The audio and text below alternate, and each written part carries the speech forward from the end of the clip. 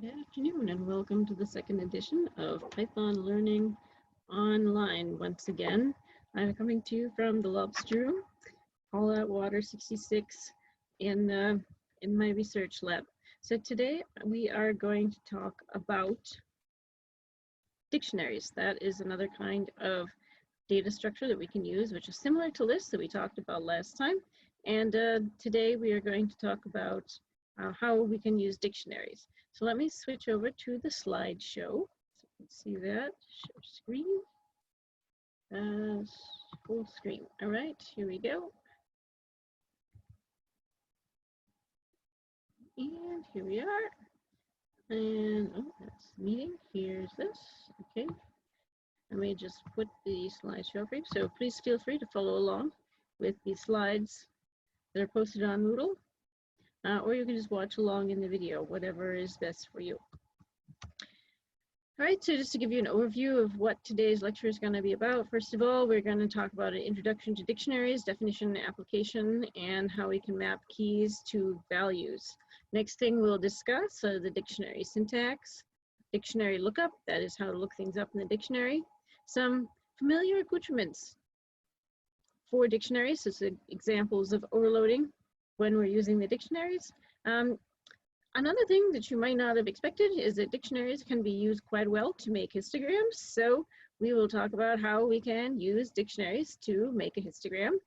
And then we'll summarize with the notable observations about the dictionaries by comparing them to lists, using dictionaries with lists as values, and randomly selecting items within a list.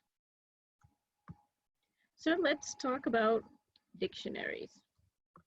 So what is a Python dictionary? It sounds like a regular dictionary, right? So what are the similarities and differences? So dictionary is a data structure that has indices that are of a generalized type. So we talked about lists and we had indices that were based on the position in the list. Dictionary doesn't have a particular position associated with it, which might seem a little bit strange because shouldn't dictionaries be alphabetized? Not this kind of dictionary. It's a little bit different. We have keys and values. So the keys are the indices of the dictionary. That's like the word that you're looking up in a dictionary. It's used to look up the values. A value is what the key is mapped to. So one key maps to one value. So a good kind of a dictionary to think about is a translation dictionary. So let's consider the English to Spanish, Spanish to English dictionary. This happens to be the edition that I used when I was in high school, learning how to speak Spanish as my foreign language class. So let's consider going from English to Spanish dictionary maps, which then would have an English word and you would map it to a Spanish word. So yes, there are synonyms and so forth, but let's keep it simple, right? Let's think about one word in English has one word in Spanish. So we have one key mapping to one value. So for example, orange maps to anaranjado, yellow maps to amarillo, and blue maps to azul. So we'll see more about dictionaries shortly, but let's just try to get the idea of what dictionaries could be used for. Anytime you want to collect pairwise associated elements, that is, you have something mapped to something else. One name mapped to some other thing. You have a word in English mapped to Spanish, something like that. You want to make associations. It's especially useful when numeric indices would not work. So if you can't put it in a list because you want to have the pairs be associated with each other, but you don't necessarily know what the order would be. And when you need to make a histogram, which is this kind of peculiar use of dictionaries that seems a little out of place here. But we'll see when we get to it how actually it can be incredibly useful. Some examples of dictionary applications. So I'm thinking about your projects, thinking about some of the different things that you might want to implement them for. So maybe one of your projects sounds like one of these categories, or maybe you're interested in some of these areas, how dictionaries could be useful for this kind of programming. So in biology, DNA maps to RNA, which maps to a protein, so you might want to do a mapping kind of thing in there. Physics, you could have a formula parameter mapping to a value. You could have everyday needs to use a list. Going to a store Notice that I have suggested it could be mapped to an entire shopping list. So we could have something mapped to another thing. Why have that thing only be a string? Could that thing be a list? Yes, we could have something mapped to something else, and a list is a single entity. So it could be mapped to an entire list, as we'll see. In statistics, we could make a histogram of a particular data set. In chemistry, we might wish to map an element to a physical property. We use this often doing MD simulations. As we've seen, foreign language, we might want to map a word in one language to a word in another language. And also it has applications in music, so you may wish to do a scale transposition where you'd have one note in one particular scale mapping to another note in another scale. This just illustrates the idea of mapping in a bit more of a mathematical kind of a way. So you may have heard about domain and range, thinking back to maybe a pre-calculus class. So something in the domain maps to something in the range. And we see here that A maps to 1, B to 2, C to 3, and D to 4. That is, we have a one-to-one mapping illustrated here. So one thing maps exactly to one other item in the other realm. And that's the idea. You want to have one key mapping to one value. So that brings us to uniqueness of keys and mapping. So one key is going to map to one value. So I'll just point out that I'm using this kind of a little illustration here to help us keep these things in mind. So you have a key and a lock here. The key is to remind you that this is the thing we're using to look up, and the value means that's the thing that's going to be the output, the thing we get back, the thing that the key is mapped to. So you'll see these little icons throughout the talk today to kind of help just prompt your memory on this mapping and how it works. So the mapping in a dictionary has to be unique in the forward direction. So let's just explore what exactly that means. So C maps CS and Ola maps to high.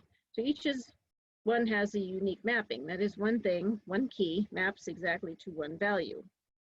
Two keys here in this case refer to a value that so happens to be the same. So did this violate the problem? No, it didn't, because it just means that they both map to the same value that just so happens to be the same thing. So this is okay. This is what's not okay. We can't map color to both blue and green. And the reason is because, think of it like this. Python works in a very algorithmic way. We say, Python, I'm going to give you the word Ola. Tell me, what is Python, what is Ola mapping to? It says, oh, it maps to high. But if you had this mapping down here, color maps to blue and color maps to green, and we say, Python, tell me, what does color map to? And it can only give you one answer. It wouldn't know whether to say blue or green. But if we had this mapping illustrated in the middle with blue and green so happening to both map to color, it's not a problem, because we say, Python, what is blue map to? And it says color. We said, Python, what is green map to? We said, well, it's also color. So there's only one answer for Python to give in this case, even though they happen to be the same response. Whereas in this case, color would map to two different things, and Python would be confused as to which one it's supposed to say. So that's why this is wrong and this is acceptable. So now let's get a little bit into the dictionary syntax. How do we declare it, add content, and append new entries into the dictionary? So there's in fact two ways to declare an empty dictionary. So first of all, we can use the dictionary command. So what you would do here is you would say some variable, my dictionary, equals, and then you'd use the dict command with the parentheses. So this is basically just like the coercion functions that we've seen for lists, strings, and so forth. And as usual, the angle brackets are not actually typed, and my dict is a variable name, so the usual variable rules will apply. So here's an example, English to Spanish equals dict with the parentheses. This is showing it's a function. And so then if we ask Python, what's English to Spanish? It says, So notice that we have these curly brackets. The curly brackets are showing that it's a dictionary. The other way we can do it is we can use the empty brackets, these curly ones. So then we can say my dictionary equals the empty brackets. So here's an example of that. English to Spanish equals the curly brackets. And we say, Python, what is English to Spanish? And it gives us back the curly brackets, just the same as it did this way over here. So two ways to achieve the same thing. Next, suppose you want to create a dictionary with multiple entries. So a dictionary can be created with one or multiple entries all at once. Notice that this overwrites an existing dictionary if it exists. So you have to use this with caution because you're basically doing the same thing that we've seen in variable assignments. So if you have x equals 5 and then you declare x equals 6, the x equals 5 gets overwritten and x is now equal to 6. So the same thing happens if you have a dictionary equals something and then you have that same dictionary name equals something else, you'll overwrite it. So that's why we're going to learn how to append in a moment. Okay, so here we are. We're going to create a dictionary, but instead of creating a dictionary that's empty, we're simply going to create a dictionary that has something in it. So here's the place where you put your dictionary. My dictionary equals. Now we have key 1 mapped to value 1. Notice that the colon does the mapping and that the key value pair is separated by a comma. So here's our second entry and so forth. There's no particular limit to how many entries you can have. So you put in however many you have. Here's an example of actually doing this interactively in Python. So English to Spanish, now we have our 1, 2, 3 mapped to 1, 2, 3 in our English to Spanish dictionary. And then we ask Python, Python, what's English to Spanish now? So the first thing we notice is that it's not the empty brackets, it has some entries in it. But another peculiar thing is that the order is not the same. So the order of the key value pair is not necessarily going to be preserved in the dictionary.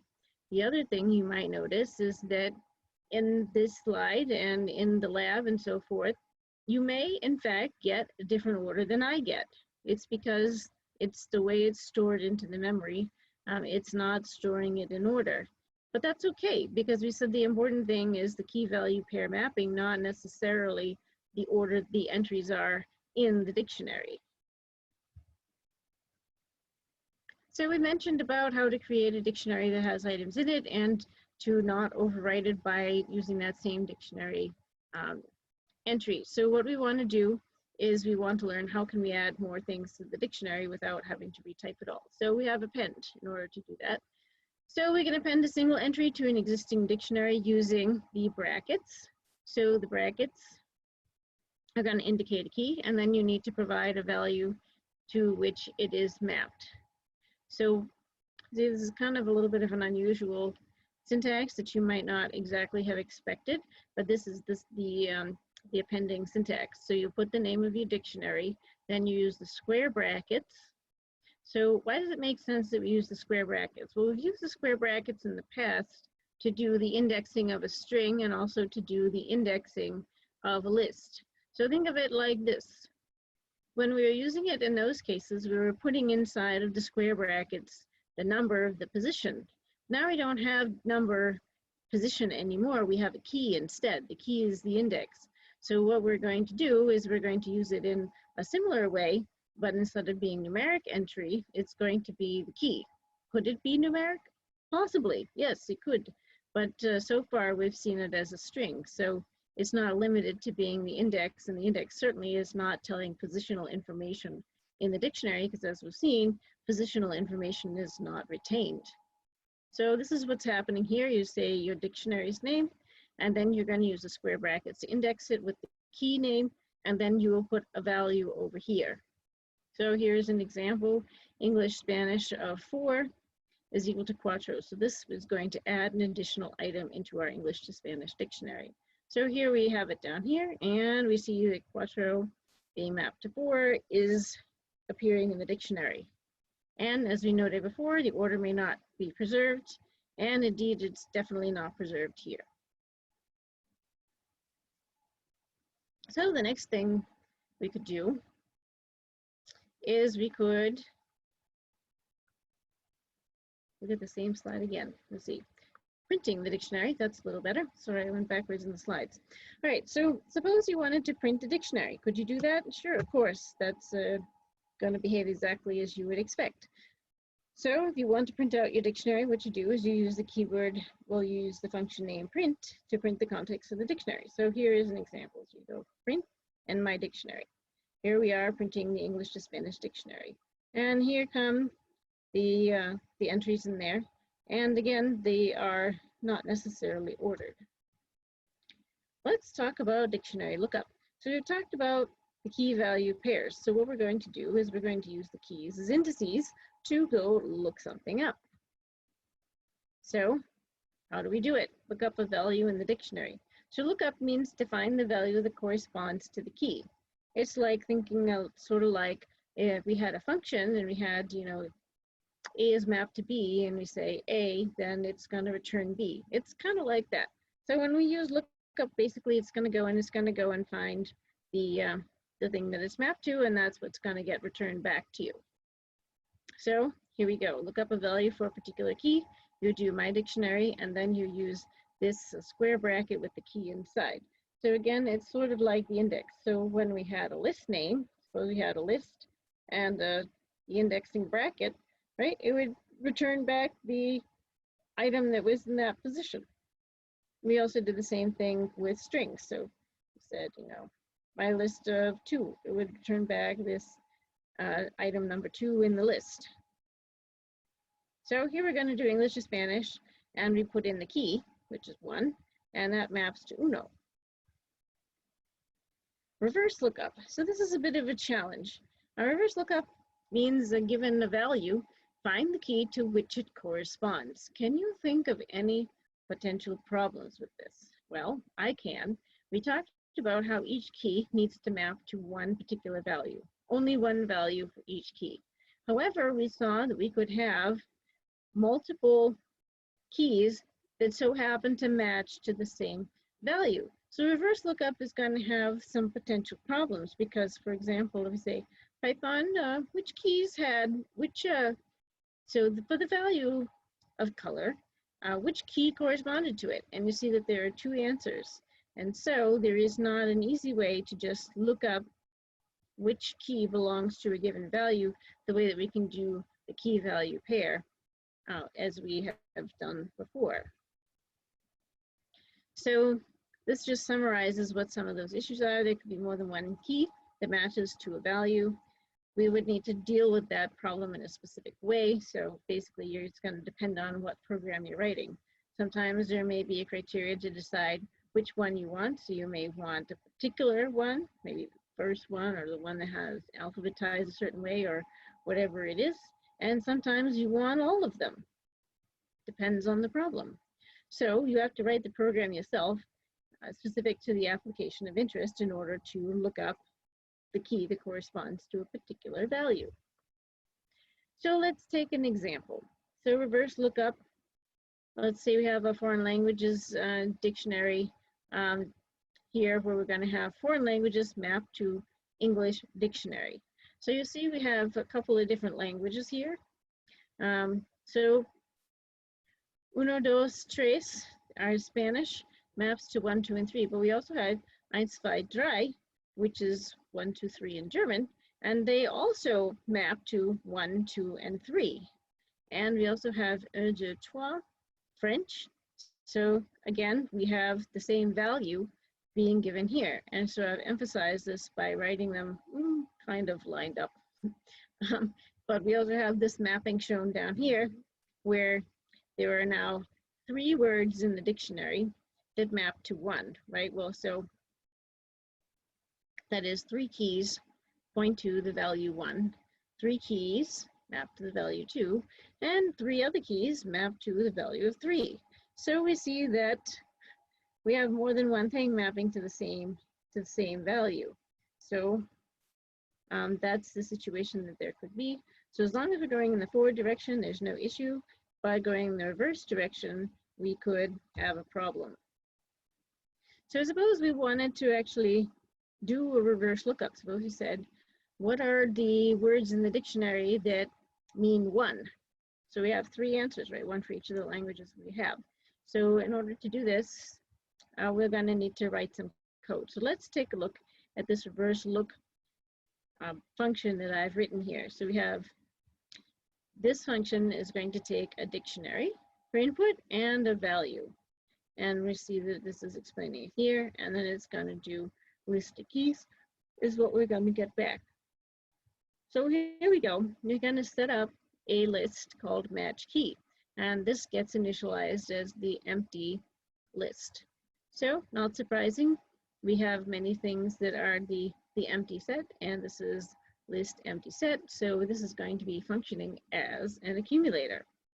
So what we're going to do is we're going to loop over the dictionary. Now we'll talk about this syntax in more detail, but let's just preview it here to see how it could work. You can probably imagine what it's going to do.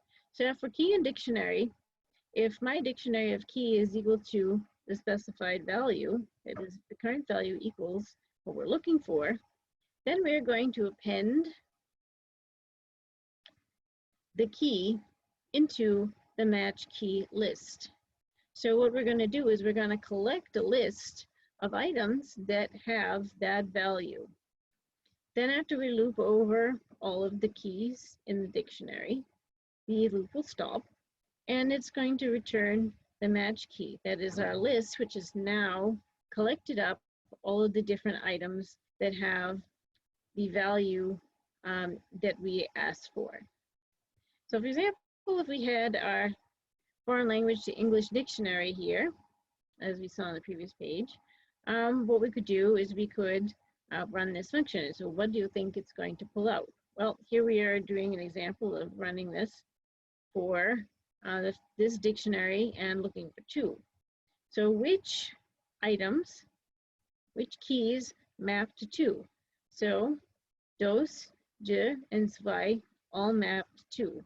And so that's how we get our list out. So it will be going through here, right? And it will trigger this if statement on the occasions when the value is equal to 2. All right, so let's just take a moment to try out some of what we learned. So I would encourage you to pause the video in a moment to try working this problem yourself. So here we have a DNA base pairing as a dictionary and a DNA base. We have one base mapping to exactly one other base. And this predictable pattern is part of what makes the double helix have a fixed width and becomes the basis for the genetic code. So it base pairs in predictable pattern due to its chemical properties, namely hydrogen bonds. So what I'd like you to do is define the dictionary pairing for the 4 DNA bases to their respective complementary bases, and then write a function to process a list of DNA bases and report the complementary strand. So this is in fact actually a problem of interest in biology, and so we can do this using mapping. So I've illustrated the mapping over here, and you can see what a double helix look like and how they are chemically mapped to each other. All right, so go ahead and pause that for a moment and see if you can write that dictionary. All right, welcome back. And here we're going to consider the solution to the DNA stranding problem. So here is my little code. Now we're going to call this a function called convert, and DNA is going to be the input parameter, and signature on this is list to list. We start off with an empty list, which we're going to call a match. So what we're going to do then is we're going to cycle over the input DNA, and then what we're going to do is we're going to add to the accumulator called match the base that would go to the one that's given. Recall that we need to use append in order to add something to a list. So here we have for base pair in DNA, match.append. So that is add to our match list up here. DNA base pair of base pair. This is our dictionary, and base pair is the index inside the DNA. So it's going to cycle over all the base pairs in DNA, and it's going to look up that one that's the corresponding one on the other strand, and then it will append it to match. So after I cycle through the whole thing, then we will return match. So here's an example of actually running this. DNA base pair, this is how it could be mapped. So this is the list, this is what we're going to process. So DNA is equal to list of A, G, C, T. Notice that will break it out into an actual list. Then we're going to make a function call to run the conversion. So here is our function call convert DNA, and this will be saved in the variable called answer. So notice that match will be what gets returned. That is a list, and so the type of the function will be list. And then what we can do is we can provide the output, so we can print DNA plus and DNA and the DNA minus with the answer, right? So here is our original strand that was first defined, and here is the variable that will have the answer. So those should be complementary strands. So when we run it, in fact, we notice that that does happen. So here we see that the output was a list. In each case, there are two function calls, AGCT, and indeed, these are the matching DNA base pairs which run along the bottom. Here's an example of running another sequence from the command line. Let's take a look at some familiar accoutrements that have been overloaded for use in dictionaries. So length is something we've seen since the very beginning of this class. The length function is going to return the number of key value pairs that are in the dictionary. So if we do length of my dictionary, it'll tell you how many entries you have in the dictionary. So for example, here we have uno, dos, tres, cuatro. And so here we ask what is the length of this English to Spanish dictionary, and it returns 4. In dictionaries, this is going to tell you whether or not the item appears in the keys. Now that's a really important point to get. That we're really only searching in the keys, we are not searching in the values. Even though the item may appear in the values, the truth of this statement will evaluate as false because it's only searching in the keys.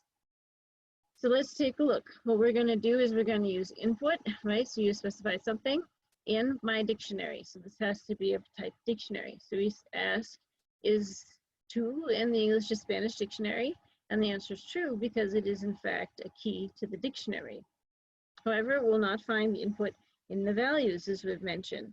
So if we say dos in English to Spanish, the answer is going to be false. But you might look here and say, oh, it's right there. I see it, right? But the problem is that it's in the values and we're in fact only searching the keys. So beware. Let's talk about for loops and dictionaries. So a for loop can be used to traverse a dictionary's keys. Again, it traverses the keys, it's not traversing the values. So the syntax would be for key in my dictionary. So like many other for loops we have done, it's going to have a variable assignment to the key. So it will look at the current item and it will assign that to key, and then it will ask the question as to whether or not that's in the dictionary. Not surprisingly, it will return a Boolean. So what we're going to do here is we are going to do for key in my dictionary, and it's going to loop over all the items. So here's English to Spanish. We have our items here. And so if we do 4K in English to Spanish and we print it, right, it's going to print 3, 2, 1, and 4. It's going to look up the value. Okay, we have keys method in a dictionary. So the keys method is going to extract all the keys from the dictionary. This could be useful if you need to somehow collect all your keys. And then you could ask in turn which each one of those maps to. So my dict.keys parentheses is going to return a list that will contain all of the keys. Here it is, and here are all the keys, 1, 2, 3, and 4. The values method in dictionaries can be used to extract all the values from the dictionary. Now this is even more useful because we can't use a for loop to loop over the values. So what we could do is we could collect the values and then we could process the items in that list. So here is an example. You would do my dict.values. And so if we do that with our dictionary here, we'll get back all of the values.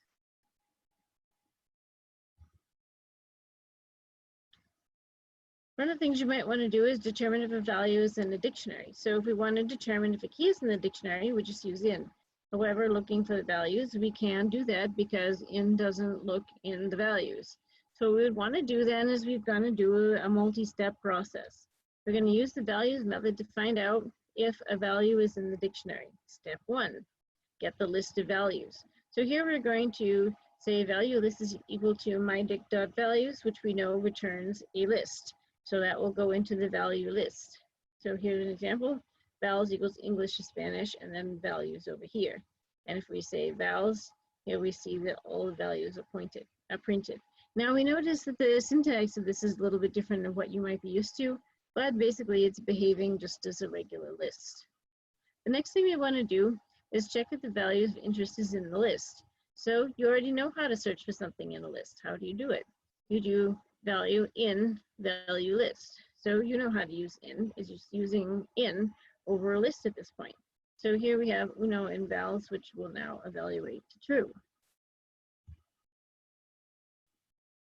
So now we come to dictionaries to make histograms. It seems like it might be kind of an unusual topic, so let's explore what exactly is going on with this. So, dictionaries for making histograms. Suppose you want to know how many times each of the 4 DNA letters appears. So DNA has 4 bases, A, G, C, T, adenine, guanine, cytosine, and thymine. If you're not a biologist and you don't know what these things mean, it really doesn't matter, just consider them as some letters. It's 4 letters. So what we want to do is we want to make a histogram and report the number of the counts of each letter. And so the question is, how could the histogram be made? So some possible implementations. We could make a series of separate counters. Each counter is a variable. And we could use looping and if statements in order to increment the counter corresponding to the letters. You could say, if DNA equals A, then A count plus equals 1. If then you do A, then you could do G, C, and T, and you would have different variables for each one of the DNA bases. That doesn't seem very efficient, but you already know a better way to do it.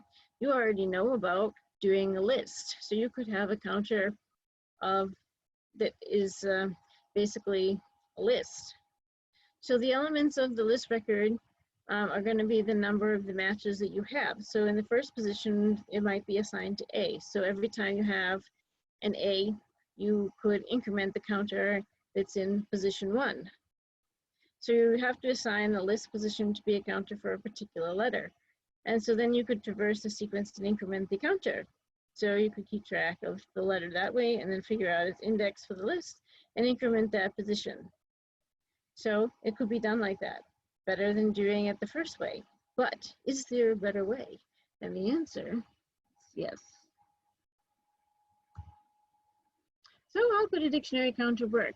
So what I've done here is I'm illustrating the variable table by step as we cycle through a particular DNA string to understand how the DNA counts could be incremented.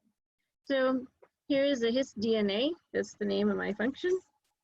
And this takes the DNA sequence for input. And we have our signature here to indicate what the inputs are and so forth. So here we have dicDNA, right? So that's our DNA dictionary, which starts off being an empty dictionary.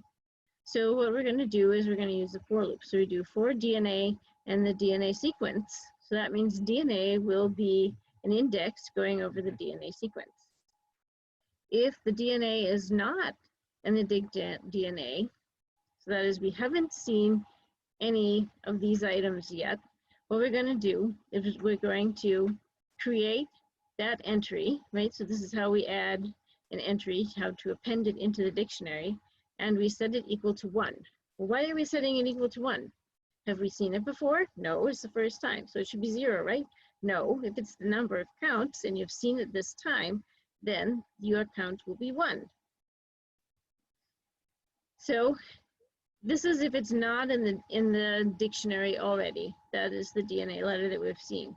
Otherwise, what we're going to do is we're going to increment the counter. And so that's showing you the plus equals using the augmented assignment. And then in the end, we'll return the dictionary. So what I'm showing you here then is a trace through of this. So here's the DNA sequence, GAA, TTC, GC, which is an abbreviated form of the EcoR1 restriction endonuclease site. So here's what we're going to do. First, we do initialization. So the dicDNA is equal to the empty dictionary. Now, as we process G, the first letter in the sequence, the DNA dictionary is going to add the entry G being mapped to 1. So what happened? When we came here, we said, okay, it's G. That's the DNA. So DNA equals G, and if we're doing in the DNA sequence, then we're asking if well, we're looping over that.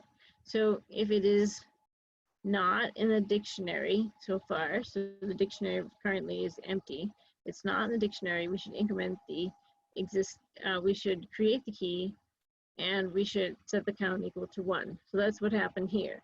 So here G is not in the dictionary, so it creates an entry G, and it sets the count to 1. Next, we're going to move along because we're in a for loop, so DNA will now equal to A. So now what happens is we are going to say, okay, do we have an A in the dictionary so far?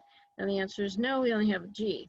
So what we're going to do is we're going to add the A and set its counts equal to 1. So now when we look at the dictionary, it has 2 entries. The next letter we come to is A. So this is the second time we've seen A, so going through here. So DNA is not in DNA, so that's false because we have 1 in there. It's the count is equal to 1 for A. So then we're going to go to the else branch. So dictionary of DNA plus equals 1. So it's going to increment the existing entry. And so when we ask what it is, we see that the count for A has gone up to 2, and so forth. We're going to follow it through, adding in a new entry for T and adding another count for T's, and then we're going to add a C, and now we go back to G. So we're going to increment the counts on G from 1 up to 2. And finally, we go back to C, and so again, we're going to check our counts, and we are going to we're going to put the new counts in. So C goes up to 2. And that's how we can use a dictionary as a histogram. Putting it all together, this is what we're going to get. So this is our code that we just wrote, and this is a sample output. So when it gets run, this is what it's going to look like. So what I'm asking you to do is add another function, probabilities, probs, that's going to compute the probability of each DNA base and returns this as the dictionary. So hint is use a for loop. Add the required code to your main, that is the part that's not in the functions, to run your functions and define the sequence of DNA. The sample output shows the dictionary and a decimal representation composition of the DNA for the sample input sequence. So AGCT is our sample input. So why don't you go ahead and pause this and see if you can solve this problem. All right, so welcome back. And now what we're going to do is we are going to take a look at my code solution to this problem. So here's the histDNA, which we have already seen and are now familiar with. Here is the compute probability function. So what this one was going to do is it's going to start off having the probabilities equal to listed is equal to the empty dictionary. And now count T is going to give the total of counts. And so now here we are looping over for DNA and counts. The probability of DNA equals counts of DNA out of the counts total. And then we return the probabilities. Next, what we're going to do is we're going to compute the total counts. So in order to get the total counts, what we're going to do is we're going to set count T equal to 0. Then we're going to loop. So for DNA and counts, count T plus equals counts of DNA. And then we'll return the count total. Finally, we're going to manage the running functions. And so here we have out in main the DNA sequence that we're interested in. This is just a short little one. Of course, we could do a longer one, which I've commented out here. And count is equal to the histDNA of the DNA sequence. And then we can print the probabilities of the counts. All right, so here it is all put together. And here it is. Here's the result of our run. We have A is 0.25, G is 0.25, C is 0.25, and T is 0.25, which makes sense because our input string was AGCT. Now, there's also a number of notable observations about dictionaries that are distinct from any of the other data structures we've done. What we want to do is look at dictionaries as compared to the lists, and we want to look at the order of entries in the dictionaries and a quick revisit to mapping. So similarities between lists and dictionaries. They contain multiple entries. The entries can be extracted using their indices. An entry may itself be a list. and they may hold mixed types, which makes them inhomogeneous. Lists have entries that are stored in a specific order. The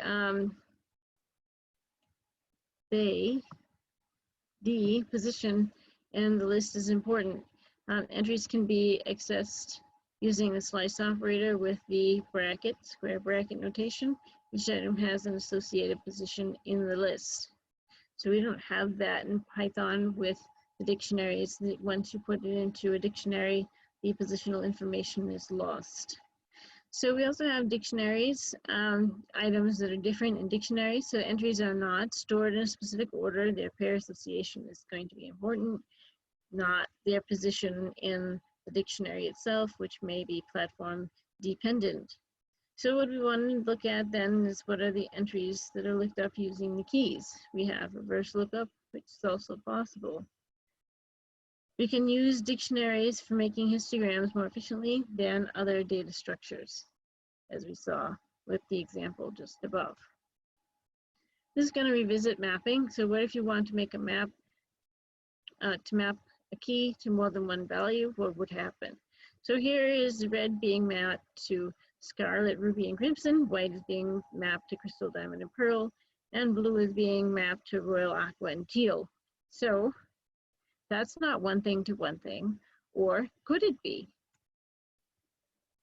So what if we explored dictionaries with lists as values? So who says you can't have the values be a list? Well, you can. So here we go. What we're going to do is we're going to define a dictionary where the values are going to be a list. So here in this one, we have colors being red is mapped to a list of different shades of red: scarlet, ruby, and crimson. White is another key, which is mapped to crystal, diamond, and pearl. And finally, blue is the third key, which is mapped to royal, aqua, and teal values. If you want to extract a dictionary value, which happens to be a list, then we're going to have things be a little bit more complicated. So here we go. We're going to do colors of blue. So what's going to happen here is that blue is the key. And can we use keys to pull out the things they're associated with? Absolutely. So here we have royal, aqua, and teal being returned. So we can also extract a list and then select an element from the list using the list indexing. So here you see that we have multiple orders. We have colors, right, which is, and then what we want is the one that's called blue, and we want the first item from the list. So what we get is aqua. Because remember, it's numbered from the 0. So that's position 0, that's position 1. Random element from a dictionary of lists. So what I'd like you to do is write a program that is going to generate a dictionary of colors mapped to shades. So colors, red is mapped to scarlet, ruby, and crimson, white to crystal, diamond, and pearl, and blue to royal, aqua, and teal. So following this, what we're going to do is we are going to generate the colors mapped by the shades. So what we're going to do is ask the user to select their favorite color out of the colors as a key, and then what it's going to do is it's going to validate the input. That means it's going to check the input to make sure that it is in fact the correct type. Randomly selects one of the shades mapped to the color, so we can use the random function for that.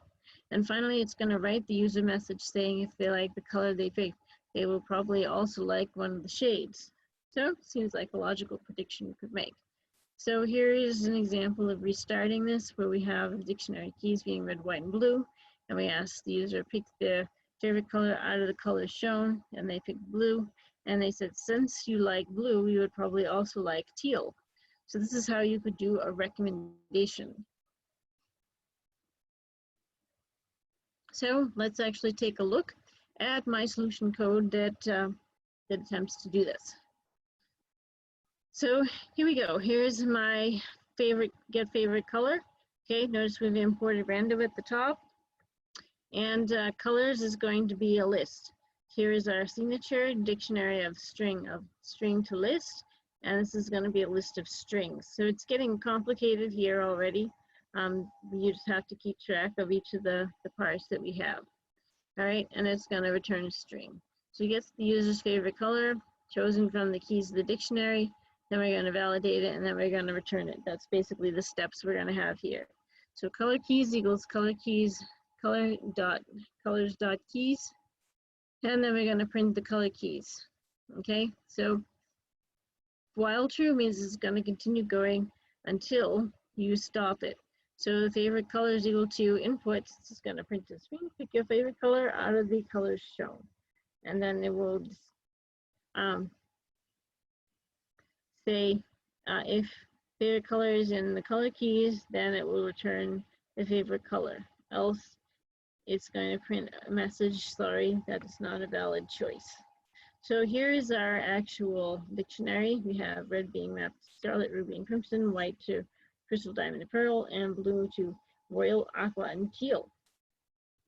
So favorite color is here is going to be equal to whatever the function returns. Here's the function call, get favorite color, and it's sending up colors. So here's the dictionary of colors, and the get favorite color is being executed. So what we're going to do is we're going to follow through and see how that's going to work. So next what we're going to do is get a random color shade based on the person's favorite color. So rand shade is equal to random dot choice of colors and favorite color. So that will generate a random shade. And so then what we want to do is print a message like the one that we saw before. For instance, you like favorite color, you would probably also like random shade. And so that's how you can have that functionality occur.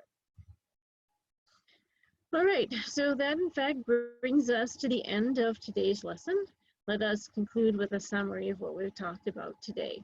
So first of all, we started off with an introduction to the dictionaries. We talked about the definition, the application, and the mapping of keys to values. Next, we talked about the dictionary syntax. We talked about how to declare them and how to add entries. The third thing we discussed was dictionary lookup. We did forward lookup and we did reverse lookup. Next, we are going to review familiar accoutrements for the dictionaries, that is len, in, for, and keys and values. Those are things we have generally seen before, and they are overloaded to work on dictionaries. We also talked about how dictionaries can be used to make histograms.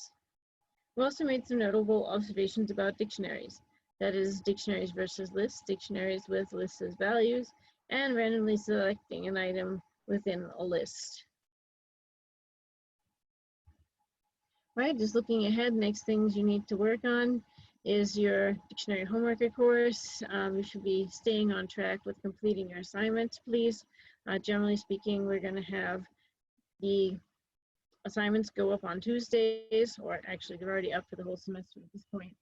What we want to do is make sure that you send those in on the day that they're due, so they should be posted by Tuesday of the following week, as much as you can stick to that schedule. Also have final project preliminary results due on the horizon, and in that what you should be doing is attempting any 2 or 3 of your goals and documenting any problems you're having so that you can ask me and or consult with any of the assistants. All right, well then that concludes our PowerPoint presentation. I just want to say thank you so much for joining us today. I really enjoy working with you, and I look forward to chatting with you online about the labs and any other questions you might have. All right, have a great day. See you later.